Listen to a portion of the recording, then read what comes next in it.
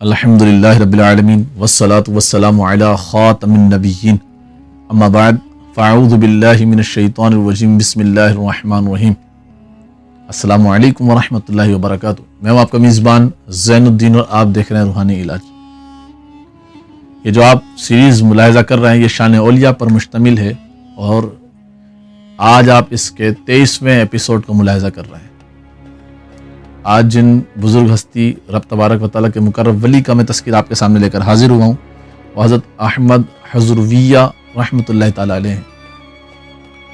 ہم بزرگان دین کا جو تذکرہ پہلے روز سے آپ کے سامنے پیش کرتے آ رہے ہیں یہ وہ بزرگ ہستیاں ہیں کہ جن کے بارے میں یہ آیا کہ جب صالحین کا ذکر ہوتا ہے تو وہاں پر اللہ تبارک و تعالیٰ کی رحمت نازل ہوتی ہے، یعنی عند ذکر الصالحین تتنزل الرحمہ۔ اس سے پہلے کہ ہم ان کا تذکرہ آپ کے سامنے پیش کریں، آپ ہمارے چینل کو سبسکرائب کریں اور بیل آئیکن کو پریس کرنا نہ بھولیں تاکہ ہر نئی آنے والی ویڈیو آپ تک پہنچ سکے۔ آپ خراسان شہر کے رہنے والے تھے اور وہاں کے عظیم الشان اہل اللہ میں سے تھے۔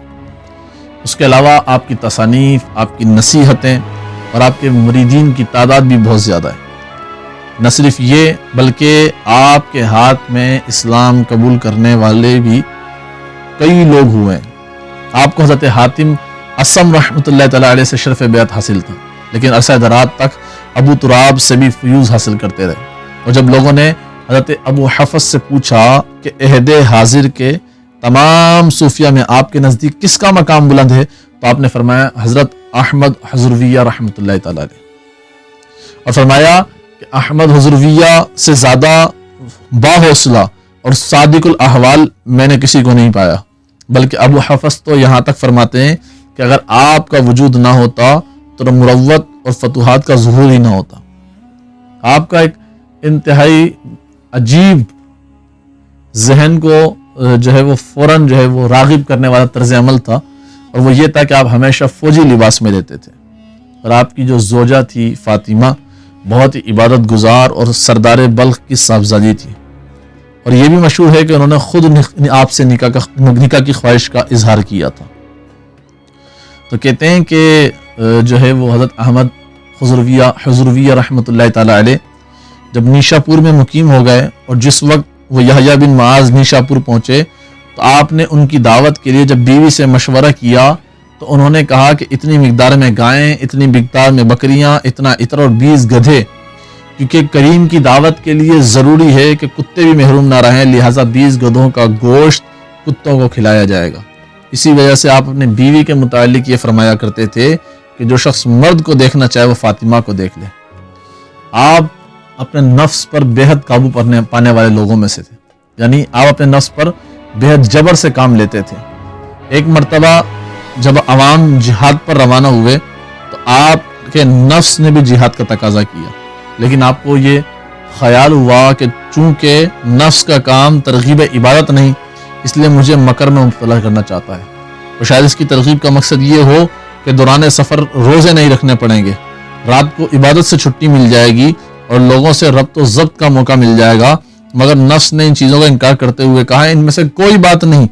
پھر جب آپ نے یہ دعا کی اے اللہ مجھ کو فریب نفس سے محفوظ رکھ تو اللہ تعالیٰ نے نفس کا فریب ظاہر کر دیا کہ نفس کا فریب یہ تھا کہ چونکہ آج تک میری کوئی خواہش پوری نہیں ہوئی لہٰذا جہاد میں شریک ہو کر شہید ہو جاؤں اور تمام جھنجھٹوں سے چھٹکارا مل جائے۔ یہ سن کر آپ نے جب آپ کے اوپر نفس کا یہ سارا معاملہ کھل گیا تو آپ نے نفس پر اس دن سے اور زیادہ جبر شروع کر دیا۔ آپ فرمایا کرتے تھے کہ سفر حج کے دوران میرے پاؤں میں کانٹا چبھ گیا، میں نے اس تصور سے نہیں نکالا کہ اس سے توکل متاثر ہو جائے گا، چنانچہ مواد پڑھنے سے میرا پاؤں سوج گیا جس کی وجہ سے میں لنگڑاتے ہوئے داخل مکہ ہوا، اسی حالت میں حج کر کے واپس ہو گیا، لیکن راہ میں لوگوں نے اصرار کر کے وہ کانٹا نکال دیا۔ اور جب میں حضرت با یزید بستامی رحمۃ اللہ تعالیٰ علیہ کی خدمت میں حاضر ہوا تو انہوں نے مسکرا کر پوچھا کہ جو اذیت تم کو دی گئی تھی وہ کہاں گئی؟ میں نے جواب دیا کہ میں تو اپنے اختیار کو اس کے تابع کر دیا تھا۔ اس پر حضرت با یزید بستامی رحمۃ اللہ تعالیٰ نے فرمایا کہ خود کو صاحب اختیار تصور کرنا شرک میں داخل نہیں ہوتا۔ آپ فرمایا کرتے تھے کہ عظمت فقراء کا اظہار کسی طرح بھی مناسب نہیں۔ فرمایا کہ ایک درویش نے ماہ سیام میں ایک دولت مند کو دعوت دی اور جو کی خشک روٹی اس کے سامنے رکھ دی. پھر کھانے کے بعد اس کے گھر پہنچ کر ایک توڑا اشرفی کا درویش کی خدمت میں بھیجا، لیکن درویش نے کہا میں نے اپنے فقر کو دونوں جہان کے عوض بھی فروخت کرنے کے لیے تیار نہیں. رات میں آپ کے یہاں چور آ گیا، لیکن جب خالی ہاتھ جانے لگا آپ نے فرمایا کہ میرے ساتھ جو ہے وہ پوری رات عبادت کرو، اس کا صلہ تمہیں کل مل جائے گا، وہ میں تمہیں دے دوں گا. چنانچہ رات بھر آپ کے ہمراہ مشغول عبادت رہا، اور صبح کو جب ایک دولت مند نے بطور نذرانہ 100 دینار بھیجے تو آپ نے اس چور کو دیتے ہوئے فرمایا کہ تو صرف ایک شب شریک عبادت رہا، یہ اس کا معاوضہ. یہ سن کر چور نے کہا ہائے افسوس، میں نے آج تک اس خدا کو فراموش کر کے رکھا جس کی ایک رات کی عبادت کرنے کا یہ صلہ ملتا ہے. پھر توبہ کر کے آپ کے ارادت مندوں میں داخل ہو گئے اور بہت بلند مراتب حاصل کیے. کسی نے خواب میں آپ کو دیکھا کہ آپ کے جو ہے وہ سیم و زر کی زنجیریں پڑی ہوئی ہیں اور ایک رتھ پر سوار ہیں اور ملائکہ اس رتھ کو کھینچ رہے. جب اس نے سوال کیا کہ اس قدر جاہو مرتبت کے ساتھ کہاں تشریف لے جا رہے ہیں، تو فرمایا اپنے دوست سے ملاقات کرنے جا رہا ہوں. ایک دفعہ آپ کسی بزرگ کی خانقاہ میں بوسیدہ لباس یعنی پرانے لباس پہنے ہوئے پہنچے تو وہاں کے لوگوں نے آپ کو حکارت سے دیکھا، لیکن آپ خاموش رہے. پھر ایک مرتبہ کنویں میں ڈول گر گیا تو آپ نے انہی بزرگ کے ہاں جا کر کہا دعا فرما دیجئے کہ ڈول کنویں سے باہر آ جائے. یہ سن کر وہ بزرگ حیرت زدہ رہ گئے، لیکن آپ نے فرمایا اگر اجازت ہو تو میں خود دعا کروں. چنانچہ جب آپ اجازت کے بعد آپ نے دعا فرمائی تو وہ ڈول خود بخود کنویں سے باہر نکل آیا. یہ دیکھ کر جب ان تمام لوگوں نے آپ کی تعظیم کی تو فرمایا اپنے مریدین کو ہدایت فرما دیجئے کہ مسافر کو تحقیر سے نہ دیکھا کرے. یہ آپ کی ایک کرامت تھی. ایک مرتبہ کوئی بزرگ آپ کے یہاں تشریف لائے تو آپ نے ازراہ مہمان نوازی اس دن 7 شمع روشن کی. یہ دیکھ کر بزرگ نے اعتراض کیا کہ یہ تکلفات تو تصوف کے منافی ہیں. آپ نے فرمایا کہ میں نے تو یہ تمام شمعیں صرف خدا کے لیے بجھائی ہیں، آپ اس میں سے جس کو غیر خدا کے لیے پائیں اسے بجھا دیں. وہ بزرگ کوشش کرتے رہے مگر ان 7 شمعوں میں سے ایک بھی شمع بجھ نہ سکی. پھر صبح آپ نے فرمایا کہ میرے ساتھ چلو، میں تمہیں قدرت کے عجائبات کے نظارے دکھاتا ہوں. تو چنانچہ کہتے ہیں کہ جب ایک گرجا کے دروازے پر پہنچے تو وہاں پر ایک کافر بیٹھا ہوا تھا. اس نے آپ کو دیکھتے ہی بہت تعظیم کے ساتھ دسترخوان بچھایا اور کھانا چن کر عرض کی آئیے ہم دونوں کھانا کھائیں.